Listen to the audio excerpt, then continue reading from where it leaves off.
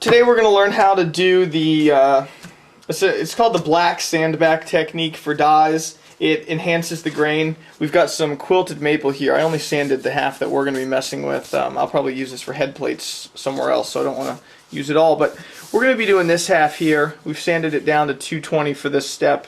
Then we're going to dye it black, sand that back to keep the dye only in the low areas, and then we'll come back with our color coat on top after we've sanded to 320 and got the dye down into the lows only. There's two types of dye that I really like.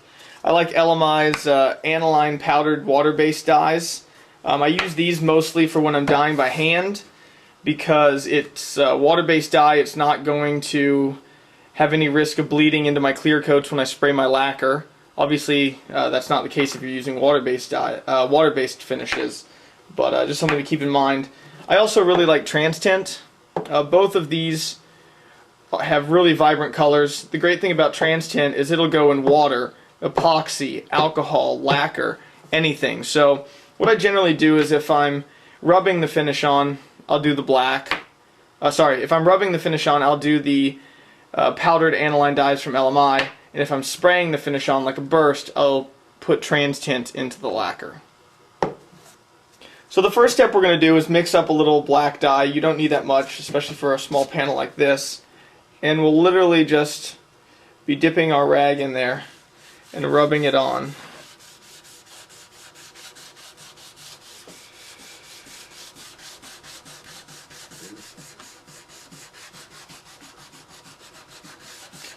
And that's, you could stop there. That'd probably be enough to really get down into the pores. But I'm going to do just a little bit more because we're going to do a nice dark finish.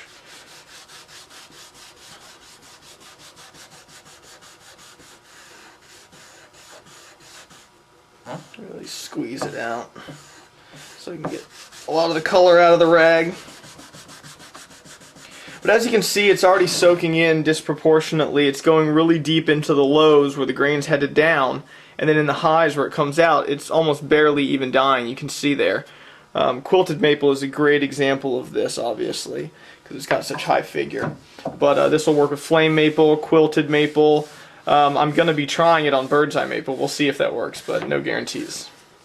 We're going to let this dry, and then we're going to come back and sand it. Here's what it looks like when it's about dry. You can see that there's a couple spots that I'm still waiting on to dry, but the majority of it has lightened up a bit, and that's to be expected with the stain after it gets dry. It'll get that nice dark again if we were to put finish on it again. It's just the nature of the beast. Either way, once it's dry, we're going to go at it with some 220 sandpaper. Just sanding like normal.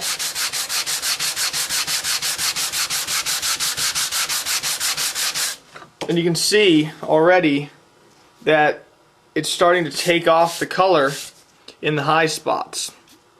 The amount that you sand and the amount that you leave in the low sections is going to affect how dark your subsequent color is, obviously. So we're going to sand back until I'm about happy, and then you can see how dark that makes the final color, and then decide for yourself if you want to go lighter than that or darker than that.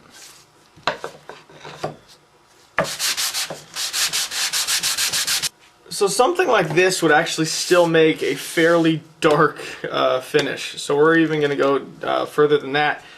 If I left it at about this stage, actually I'll show you a photo here. Leaving it at that stage will give you a finish like this.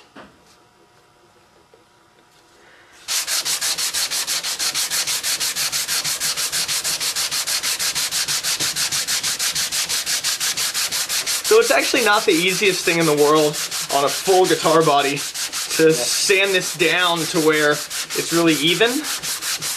It actually doesn't need to be as even as you'd think. It'll just add character. I mean, the purpose of this is to leave it in the lows to highlight certain areas, and it actually does its job. I mean, you could actually use that. So even though I've got a little more sanded here than I do here, that's actually perfectly usable. Yeah. It wouldn't cause you issues.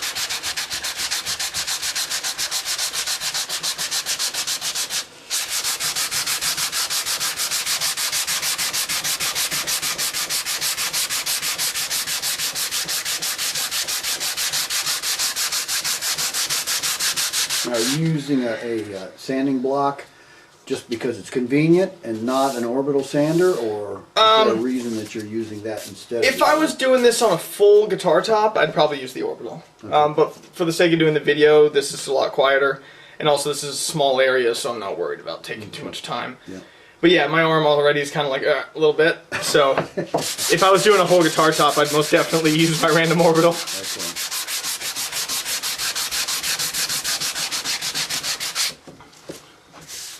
Alright, so there's actually where we're going to leave it for our purposes. Nice grain highlight.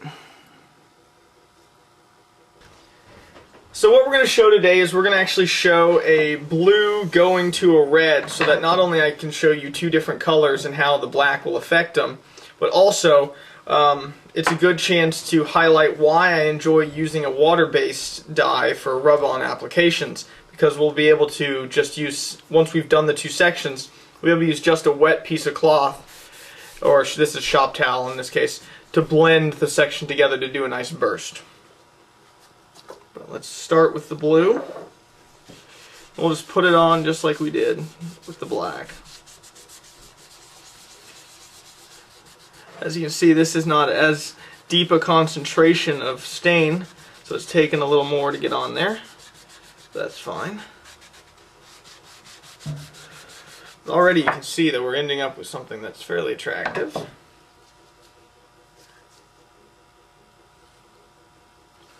There. So the one thing about dye is it actually looks great when you do multiple applications. So go put a layer on, let it dry. If you don't think it's dark enough, come back, do another layer.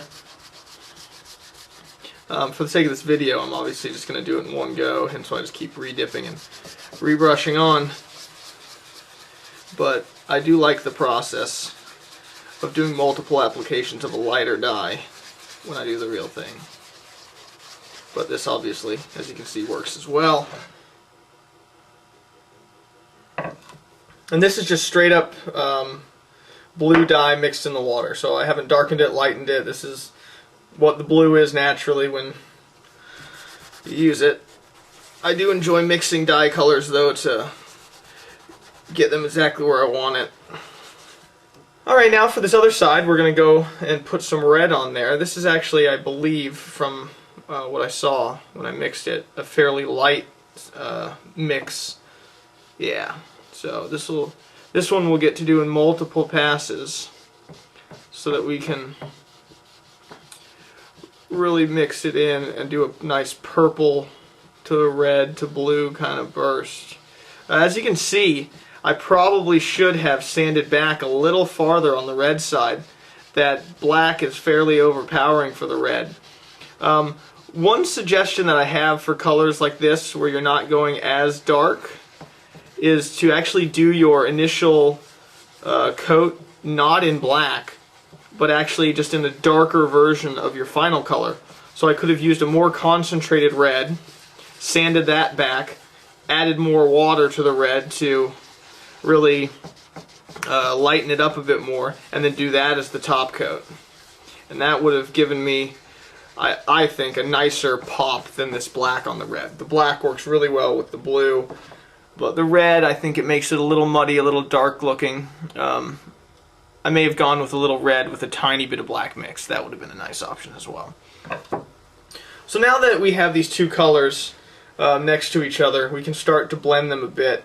You can do that with just water, or I've already got a piece in my hand, so I can just start the blending with this. And as you can see, what we end up with is that red starts to work its way into the blue, and we start to get a little purple in that overlapping area. And I'll switch between my blue and my red ones to mix appropriately into different sections.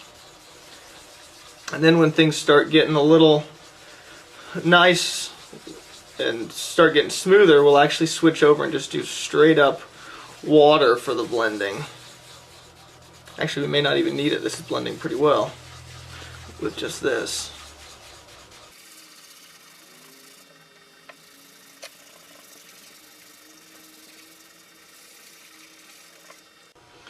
take a little more straight up red and go back in here to darken this red in the back up.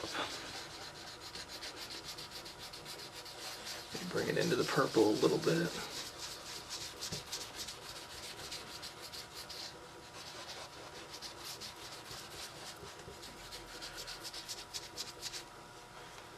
Alright.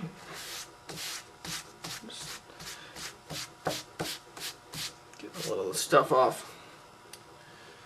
Getting the fuzz off of it. Yeah, just a little bit of the shop towels come off on it. Either way, there we go. We very quickly have a nice blue to purple to red burst that we did there.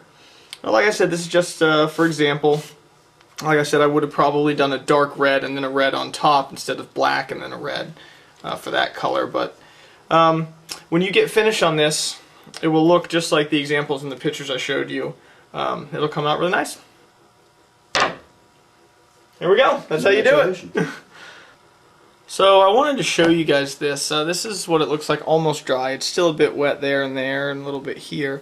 But you can see that it definitely looks a little different. Fear not, when you actually go back and spray the lacquer on top of this, which would be what the next step is. Obviously let it really, really dry. But the next step would be spraying the lacquer on top. It's really going to pop. Like really going to pop. Even more so than when we had it wet when we were doing the dyeing. The lacquer is really going to bring out the color in this.